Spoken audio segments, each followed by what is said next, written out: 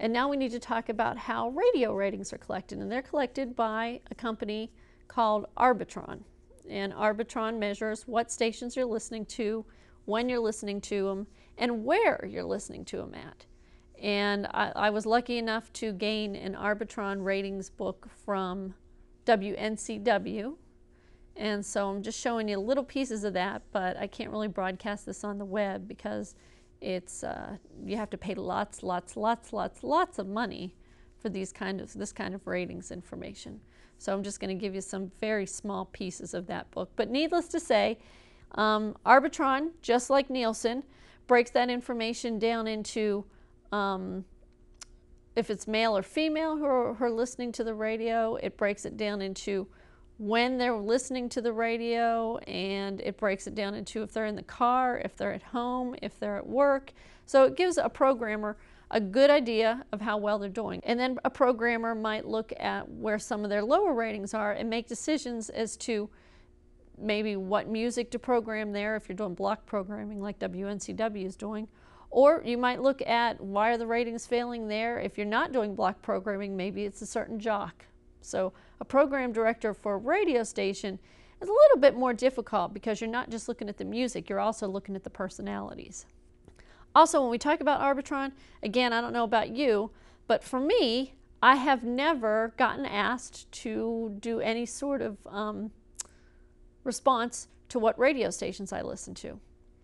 So again, Arbitron is doing the same thing as Neilsen, where they're looking at the market, and Arbitron also breaks the country down into markets, and I have included those on the website. And it looks at the market area, but it doesn't look at every single person in the market area. It only looks at a snapshot, a handful of people, and then decides from that handful of people, it basically says this is what the whole community or the whole market is listening to. So again, I don't know if we're getting a really good picture of the listening audience for radio. And then finally, online.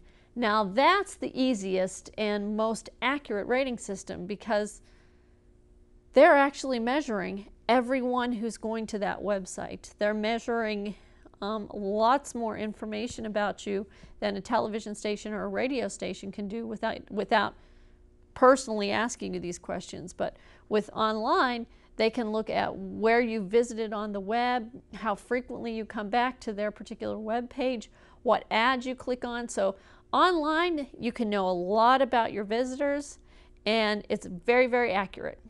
You don't have to ask permission to find out if you're visiting a website, whereas in television, radio, you do.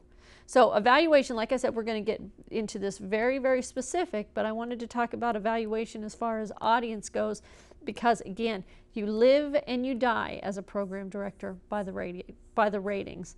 And I've also included links to TV Zap It, which is a look at the Neilsen ratings weekly, and I recommend that you go on and look at that.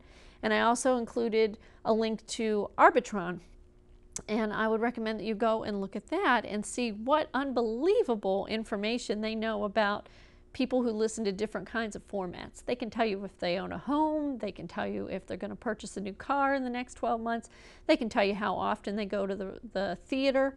So it's just amazing how much information these ratings companies gather about the listener or the viewer.